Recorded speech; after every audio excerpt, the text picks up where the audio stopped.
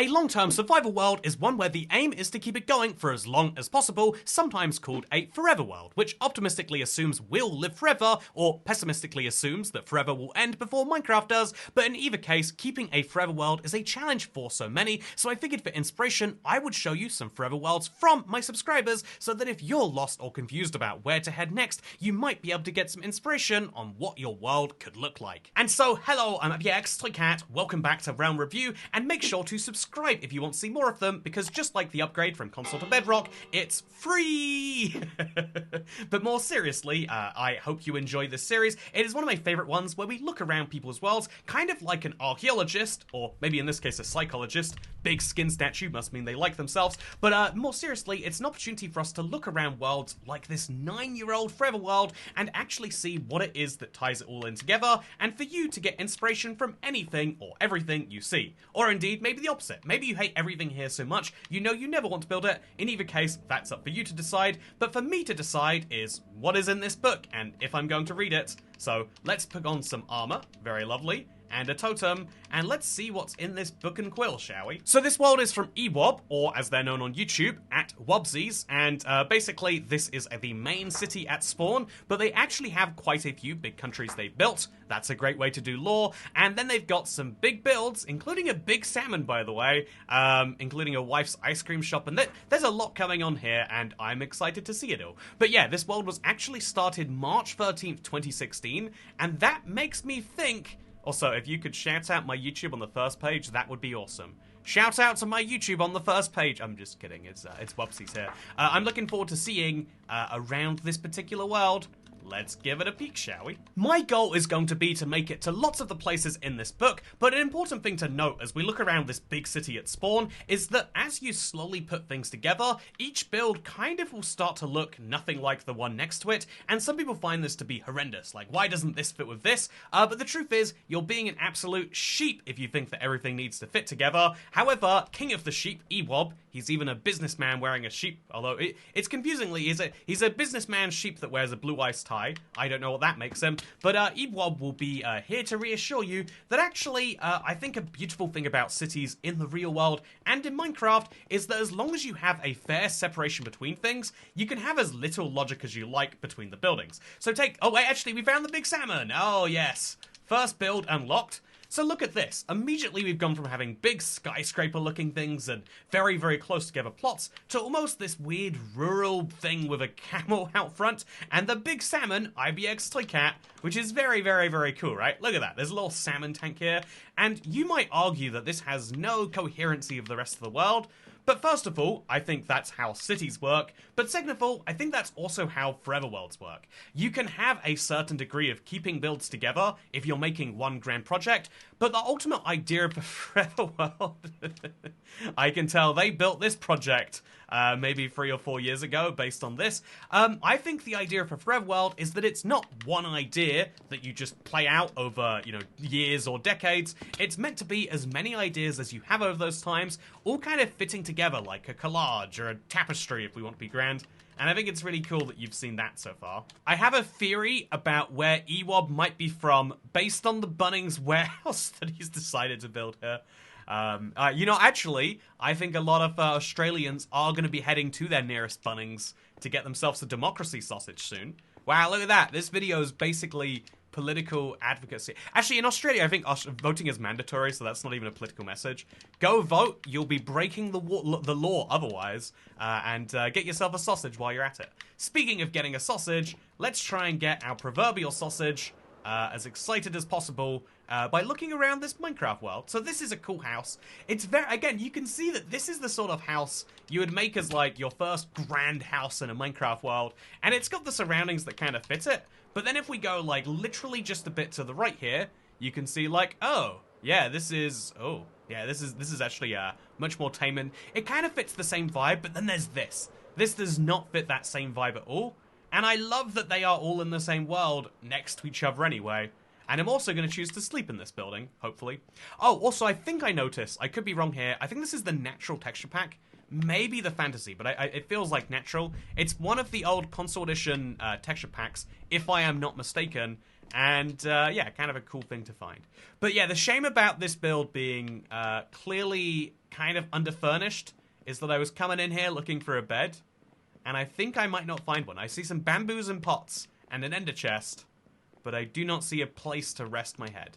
Okay, found the bed next to the chest outside. Totally works for me. One of the things I noticed that lots of long-term survival worlds have is this. As you can see, it's a little bit of an interesting piece of lore, but also history for the world. It's the Temple of Theism. They couldn't quite decide which version of theism they wanted. Actually, there's a Midwest Temple of Theism too. But this is a temple to some form of just theistic religion. Not even monotheistic. And look, there's places for you to sit. There's places for a sermon to be done for. They don't have any particular religious books. Yep, they haven't gone around to that part of the religion yet. But having some theism in your world, you know, actually might add to the vibe. Oh, this is a really interesting version of the desert temple. They've taken the desert temple idea and turned it into lore in an entirely different way. Okay, you know, actually, I think I do know what type of theism this is. Or at least what it's inspired by heavily. And actually, kind of cool, right? Oh, speaking of cool, look at this. It's like a highway interchange that goes between various, like... Are these meant to be walls? Is this for walking on, for flying on? Is it meant to just hit some trees, then go over them, and then appear again on the other side? I don't know, but it's interesting. But yeah, I'm here to see all of the items in the list, because I'm here to look at the realm and what they think is most interesting. And so we're going to go to his wife's ice cream shop, and we're going to see what we find over there. Oh, bread, apparently.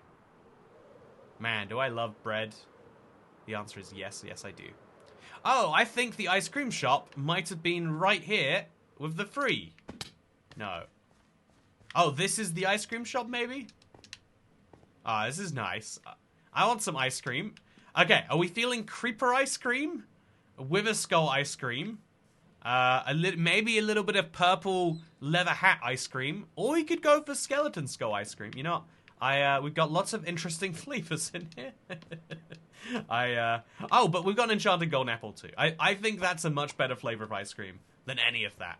Oh yeah, look how veiny this apple is. Oh, that's an interesting apple right there. Yeah, if you look at this world from the other side, you can see that it's just so night and day different. Like, this is big, grand buildings in a very modern style. They've even got a billboard at the top of that clock tower, which is, or maybe it's a music disc tower. I don't know what's happening, but in either case, it's super interesting to see multiple building styles working together in what I assume were made by entirely different people. But in either case, very, very cool, right? Next up, it's Realm 2, where apparently I've been before over 3,000 days ago. I actually had to go and check this, and as it turns out, in October of 2023, I showed off this very same world, and it looked, to be honest, exactly identical in the overworld. But let's grab some boats, and probably some food, and fireworks, and let's see if that's true. Okay, this is not what the Nether looked like at all. This is a brand new end using quartz and wood. What a bizarre combination. Well, you know, let's break my... You know, I'm leaving the boat there. Let's break the boat. Let's get out and let's see what it looks like. Wow, they have big renovation plans here. Oh no, this is what the Nether looked like before. This is the same building. I remember seeing it, but they have massively scaled up the rest of the Nether. Something I think is impressive. I would say, though, if you're going to build something on this scale, presuming they don't play on peaceful most of the time, you might be best off, like, covering your Nether in slabs so you don't get, say, magma slimes spawning everywhere. Honestly, I consider covering my Nether in slabs just for exactly this reason. But yeah, let's see what's in these. Oh, they've got some very big plans up ahead of them. So let's leave them to it, and let's see what's in their overworld. If I can get up there? Oh, I can. Here we go. Back to the overworld, we must go. Such a cool way to do a portal. This is one of the most intense overworlds I think I'd ever seen at the time, and it still kind of is. It's like a swamp over here by using the soul sand bubbling effect, but then there's a bunch of dripstone and mushrooms, and then all of the buildings are made out of deep slate, like genuinely to a point where I'm sure it's like going for this over ugly black vibe. I am very, very confused about what they're doing here. But I think I equally was last time. I think maybe things are slightly toned down more, except when we get to, like, over here, and you can see that, yes, there is decoration everywhere. This is the name of their vision, and I I will choose not to contradict it right now. But I will say that, as you can see, there is a lot of seeming collection that's been done here. Pitcher pods, yeah. Torch flowers, why not? Unique types of leaves and desert grass, sure, throw them everywhere. And I guess that is a cool way to play Minecraft when updates come out, is to grab the blocks and try and spread them around into a way that fits into an existing build. I do have to say, it results in a very, very, very intense little island. But effectively, that's what this world seems to look like. The most intense and bizarre and surreal in some places survival island. And yeah, it looks as though it's even extended past this island, slightly off to the shore over there. In fact, no, that's not the shore. That's just kind of an island between this island and the mainland. But you can see it goes a little bit further than that, with some boats between here and there. So it looks like their island empire has slowly started to become a colonial empire, and so, nice job, I guess. There's also a big farm in the sky over there, and honestly, there's a lot of things. Do I have an elytra? I do not have an elytra. Why was I given fireworks, but no elytra? Also, why is it that they have, like, sharpness, smite? I think something terrible happened here. I remember visiting this world last time and seeing a bunch of villagers, all in their own little mushroom houses, but they seem to be all gone. Besides just a couple here and there. This guy is meant to sell Impaling and Unbreaking. And to give him credit, he does sell both those things. But at a high price, and with quite a few villagers missing, I'm assuming that a baby zombie came in here, and maybe came and wrecked house. That's my theory. Although I like this as a clever way to make sure that baby zombies don't get in, is to use fences in a 2-block gap like this. Because a baby zombie couldn't climb through this gap. But it's still easy for you as the player to reach through and look at your Frostwalker villager. Yeah, Frostwalker mending. What an interesting combination there. But yeah, really, really, I hope your world is okay, Ginger Jeb. Oh, look at this library thing. I don't know what it's actually meant to be, but it's very grand. The Zen Zone. Okay. I mean, this gives me the exact opposite of Zen, but I'm glad it gives them something. Honestly, yeah, this whole world seems to be a very condensed museum collection thing. And you know, that's a way to live your world. For realm number 3, I have to give true credit to the name Camp Colony, because there is a campfire, there is a bed with a nice little tent above it, and yeah, that's the world. They've clearly chopped down some trees and grown some new ones, but here's a fun thing. You can actually tell the world is fairly new because of the flower distribution. When you see multiple flowers like this really close together and then none for a while, you can tell that it's post, I think it's the March update from this year. And so as a result, yeah, this is a very, very, very... Actually, no, it's the February update of this year. My bad. But this is a very new world that someone invited me to, and then hoped before I got here that they would build a forever survival world. But I hate to tell you, it's not been forever since February. Although I do need to... Can I take a second, a little sidebar from this realm review video? When I saw that the first world was started in 2016, I was like, oh, so they lied, or they were mistaken when they said it was 9 years old. And it was only when I was, like, writing up some notes about it that I was like, oh no, 2016 was 9 years ago. I was sure that a 9-year-old world would be, like, 2012, 2013. But no, 9 years ago was 2016. 9 years. That means that 2012 was, like, 13 years ago. Man. Which means I have a almost 13-year-old survival world. My survival world can drink questionably legally, but still, you know, if you heard that it drunk, you'd go, oh, you rapscallion, rather than God toy cat. What have you done to your world? Do I need to get that world taken into protective care? Speaking of taking a world into protective care, let's go into one that isn't this one. If you're curious what my invites look like, here they are. And I told everyone to use forever in their world title, but a few people didn't, so let's see what the lone realm looks like. Because I love a good lonely person. Okay, so this lone realm was created on 4/18/25. Wait, 10 days ago? I mean, it could be they are using the... No, that is the American date system, because there's no 18th month. So, as a result, I would like to show you what a long-term... Oh, I don't have privileges to open this chest. Well, I can use this bed, I guess. Oh, no, I cannot. Well, this world started 10 days ago, but they've played 292 days, which actually is quite a lot. So let's show you a fresh survival world. Let's show you a forever world that hasn't started, that has literally not gone forever yet, but yet which clearly has intentions of being that, or they wouldn't have sent it in for this realm review, I can only assume. So first things first, we've got a very lovely house. I think that you can see that starting something now, you know, some people say, like, I think I've missed the boat for doing this. Whenever there's something that takes a long time to do, people always say, oh, the trick is to do it starting 10 years ago. And it's like, yeah, the trick for doing anything that takes a long time, you know, the best time to start is 10 years ago, and the second best time is today. The best time that you can actually start something is today, not by saying, well, it was 10 years ago or never. Do something you want to do, whatever it is, learning a language, playing a Minecraft world for a while, picking up a skill, or starting a YouTube channel. Don't try and psych yourself out of it by arguing that the better time was in the past. By the way, I'm locked out of that man's house, so let's instead look at the world map.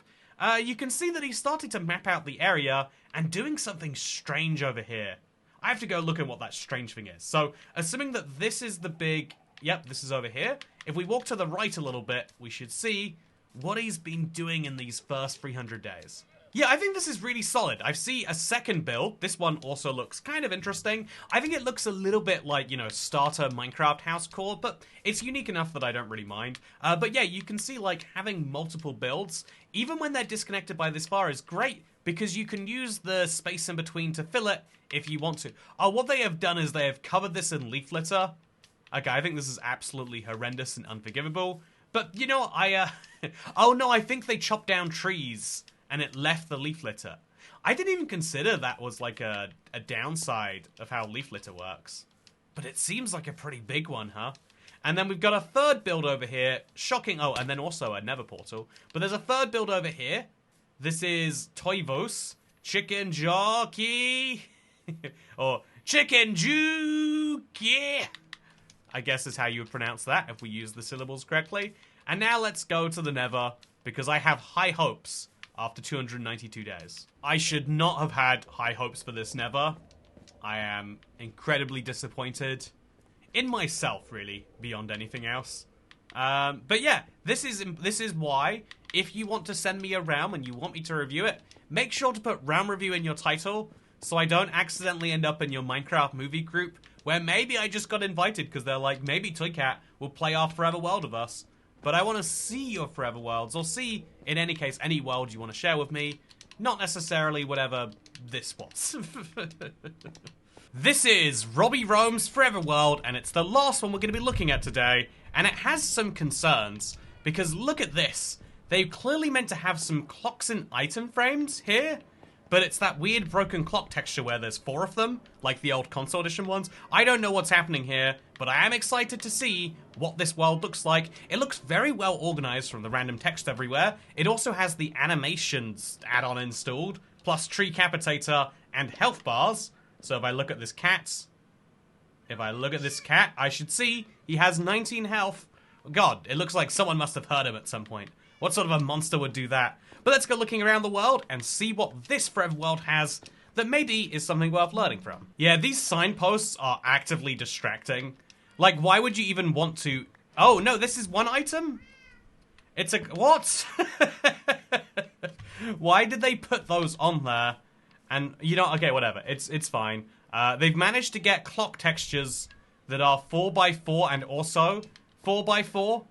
I guess that actually makes sense. Anyway, the important thing here is we're going to look around the world, and we're going to see what's notable about it. The first thing seems to be this seemingly villager-looking build. Can you see how it looks like a villager house? But it's got copper in there, and also some armor, which I will assume is for me. Thank you very much for the gold boots, gold leggings, and gold helmet. I'll now be safe from the nether. I'm guessing if I wear this armor, I'll become a pirate, but that's entirely fine. I'll fit within your lore if you need me to. Okay, I came out the top of that. As you can see, it's clearly a villager house on top of a big villager house, and then it puts you on top of the trees, where there's seemingly nothing done, but it's such a weird, you know, like 1D texture. Anyway, let's go looking around, and let's see what else we can find in this world. I've got to say it's a weird hodgepodge mix of add-ons so far, but, you know, nothing to hate so much. Okay, we have entered into the... I don't know what this is. The harbor, maybe? This is a village that is covered in shulker boxes, has a giant pickaxe, which I really like, by the way, in memory of the gold digger. Someone came into this world, did something with gold, and that person is clearly quite dodgy, but hopefully it's not me. And, yeah, as you can see, this is a, oh, no, it's a memorial to a loved one that they married, I'm assuming. Anyway, the important thing is that if we look around, you can see that they have done some different things. This is not what we have seen in a survival long-term world so far, and I have to say, might be inspiring to some of you watching. Similarly, they have another one of these. Oh, they have... Okay, so this world is interesting because it takes the exact opposite tact to what I mentioned in the first world. They have decided, or in the first real world, they have decided to standardize everything to the point of having multiple of these kind of cut copper buildings with a little bit of wood poking out the top. And I think that's actually interesting because it means they effectively have a building style. Now, this is really cool because it means your world can get really cohesive and fit together in a really nice way. Clearly, what I think they love is taking villager house designs and upgrading them and bringing them to the next level, and then stacking their armor or their whatever else in there. This is the gold digger again, I have to guess. He's got gold and he's got a pickaxe on. It actually does make for a really, really unique time as I look around here. Oh, look, yep, there's beds down here. Oh, it's the same building. It makes for a really unique time to look at, and if your goal is to put your world on show, or even to create a world that can be so cohesive that it is easy to show, or even that it becomes something more impressive than just a collection of blocks, actually, this is the same idea as adding lore. If you add defined building styles to your world, and you enjoy working within those defined styles, actually, this is perfectly fine. Also, I love that instead of hunger shanks, it's golden carrots. It makes me wish I had my own golden carrots, but yeah, I have seen just a small section so far, and I'm already kind of impressed. Oh look, I'm gonna see what's in here. Oh, it's just pots. It's just pots. So if we go this way, we'll hit a Dark Oak Island. Something I kind of want to do, but oh, look at the sun. Everything else is basically 2D, you know, flat textures, and then the sun is made into an irregular hexagon. Okay, strange texture pack, strange world. But strange sometimes is an easy way to be successful. Being the best at making a modern Minecraft house is hard because there's an infinite number of examples.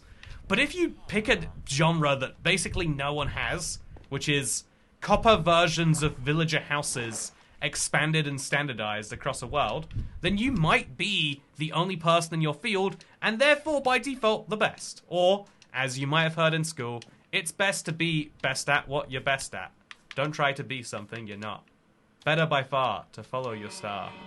Don't try to be something you're not today. Was that just my school? Probably just my school. Anyway, I'm gonna try and see if I can find anything else. It's such a jumbled world that I'm not actually finding it easy, but we'll do our best. Like, why is there another one of these? Didn't I just go into a room that was exactly like this? Whatever, it's fine. Ooh, they got a secret dungeon underneath their villager house that leads you to this, where I'm not actually sure what's meant to be going on here. There is going to be a nether portal at some point, so that's nice. Oh, I think this might be actions and stuff. Oh, yeah, look at that. Look at the way everything's... Ooh. So yeah, you can see in the distance there, they've done it even more. This is one of the strangest worlds I've ever experienced. But weirdly, that doesn't make it one of the worst. And I think that's hopefully something useful to think about if you're trying to put together your long-term world, either now or 10 days ago. Consider that you can have a style, and that style can be really, really strange. But if it's something that you enjoy exploring and building, and you clearly put a lot of love and passion into, then that can be better than wanting to explore something which is easy to love.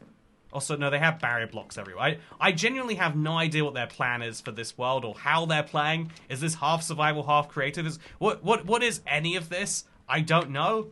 but sometimes having questions is better than having answers. And therefore, for people who agree with me that that is true, I would like to give you a question to end this video with, which is to consider, what do you mean when you say you want a forever world? Because in the real world, we're able to make these ideas and plans in the far, far future. We're allowed to have ideas about, you know, like in the distance and, you know, greater plans for one day. But the truth is, we probably shouldn't. We would probably be better if we actually, a book I read over the weekend really drilled home for me that we should start actually planning in definitives. Sometimes making plans for your future means you have to give up one idea to make sure you commit to another, but sometimes not making plans means you don't get to do either. And ultimately, you have to think for yourself, what does it mean to have a world that is around forever? You obviously don't mean forever, unless your intention is to seek life-extending technologies, or to assume that the world will go poorly. I jested at the beginning of this video, but that is a serious point. And so, where do you see your world going? Is it a lifelong art project? Is it a lifelong monument to make something great? Is it a lifelong, you know, like, or not lifelong, but a Minecraft-long gaming project? Or is it just a comfort place to go in and spend time knowing that you can enjoy it, finding something to do? Because depending on what your answer is, depending on what you want from your world, is ultimately going to give you a very different view on what you should put in to get something else out. The reason that I think looking around forever worlds is good for inspiration is because of how different they are, but the reason you can't just take some random inspiration is because it's important to know what it is that you want and like so that you can build your life and world around that. And anyway, I hope you've all enjoyed this video. I hope it's given you something to think about. If not for Minecraft, then perhaps for the real world, because I have been IVX Toycat. I hope that you have a great day. And apparently there's a Reforge beta beginning on Wednesday. So that's exciting, huh? Anyway, thank you, and are these just some random pale leaves? Yeah, I'll leave myself with the question of what are these doing here? As I say, thank you very much for watching. I hope you all enjoyed, and Realm Review is going to change perhaps by the next time you see it. I do think we've started to get like a very strong niche of the worlds we see on Realm Review, and so if we do this in the future, we'll try to break out of that in some way. Maybe I've got some plans for that. So just expect the next Realm Review you see to be a weird one. And in the meantime, thank you for watching this one, because I'll see you in the next one. Bye! Hope I was recording. Hey, I am.